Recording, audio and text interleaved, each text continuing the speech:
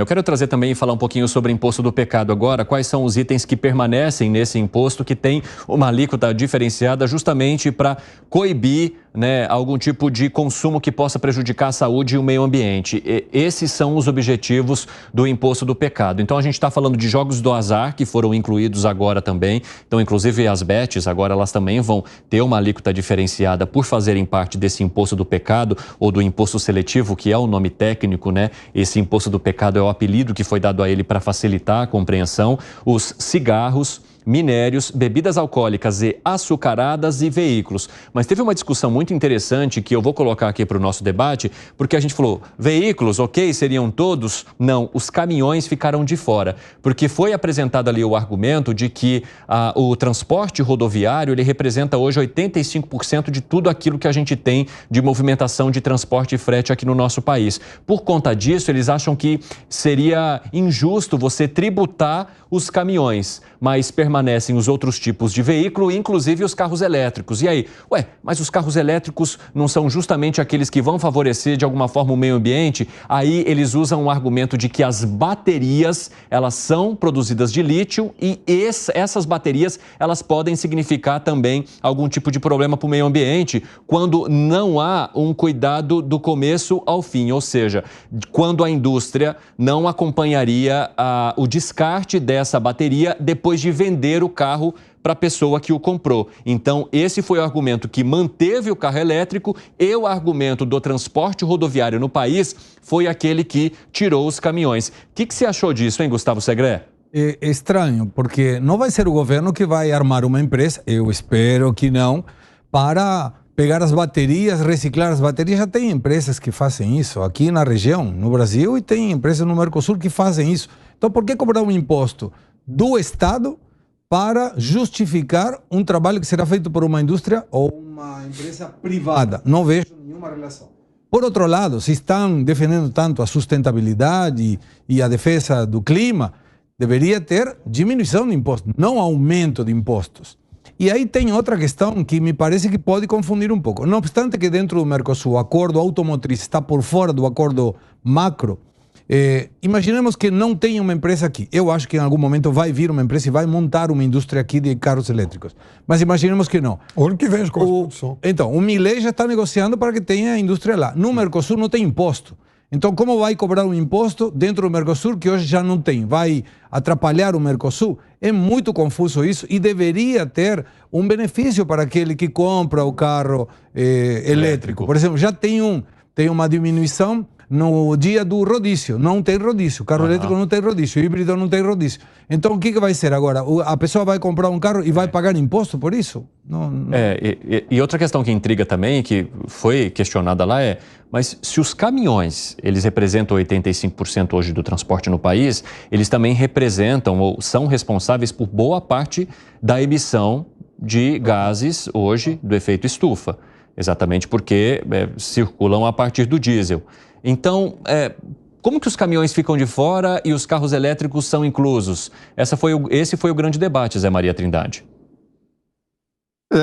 Teve vários debates. Assim, o setor imobiliário queria uma isenção e aí vem o pessoal de pets, né, de saúde animal, querendo também.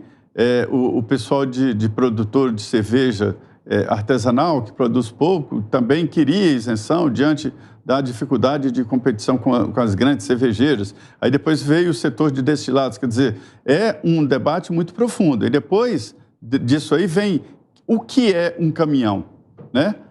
Porque hoje existe dúvida sobre isso, o que é um caminhão, porque a quantidade de itens nessa área de transporte é muito grande. Vocês vão ver depois aparecer modelos aí que fogem da estratégia de ser carro de passeio. Muita gente usando um carro parecido com um caminhão, taxado como caminhão, indo trabalhar com ele. Então, o mercado é assim, ele vai, é igual água, vai para o mar de qualquer maneira, mas traçando o seu destino.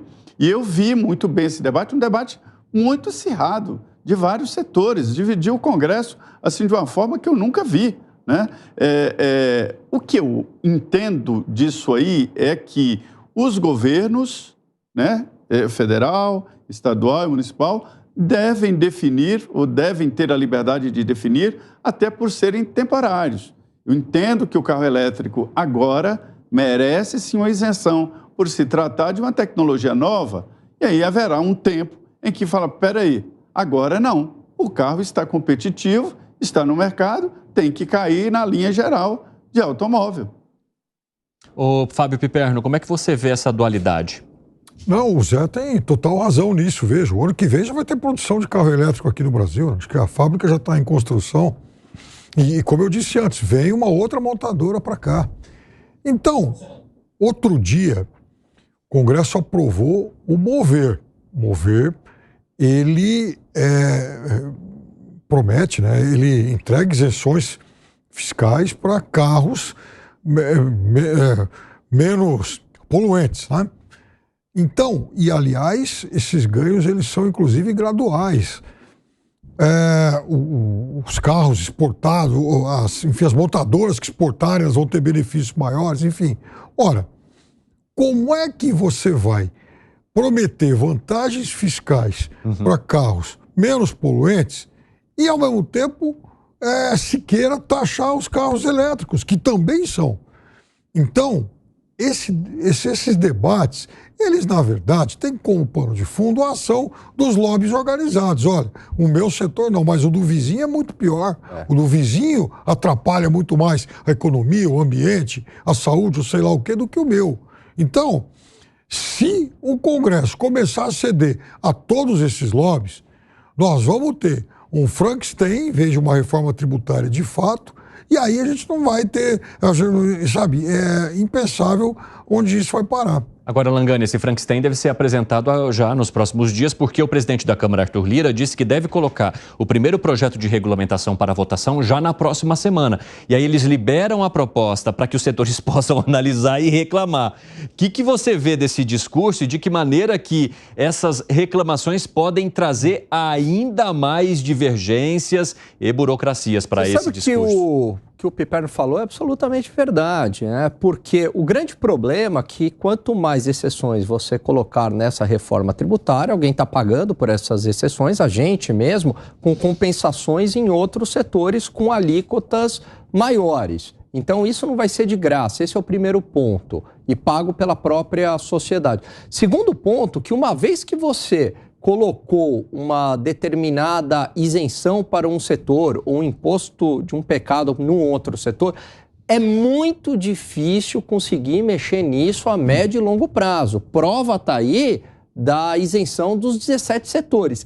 É um verdadeiro parto você conseguir tirar esses benefícios lá na frente. E daí, como o setor ele foi totalmente constituído com alguma isenção tributária, alguma vantagem tributária, de fato, se você tirar lá na frente essa isenção tributária, vai causar aumento de preço das mercadorias e vai causar desemprego no setor.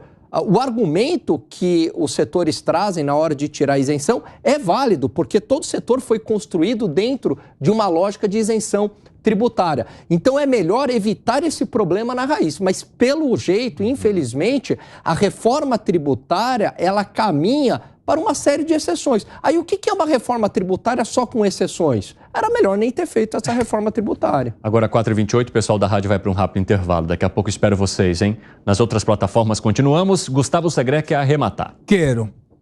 Que vale a palavra de um integrante do governo? Quando há uma semana atrás o vice-presidente falou não terá aumento na carga tributária, não vamos taxar os carros elétricos. Uma semana depois, vamos taxar os carros elétricos. Nessa semana, o presidente falou, vou taxar as carnes. Aí depois, isenção das carnes, agora vai ter a taxação das carnes. Mas, durante toda essa confusão, eu vou colocar mais um ingrediente.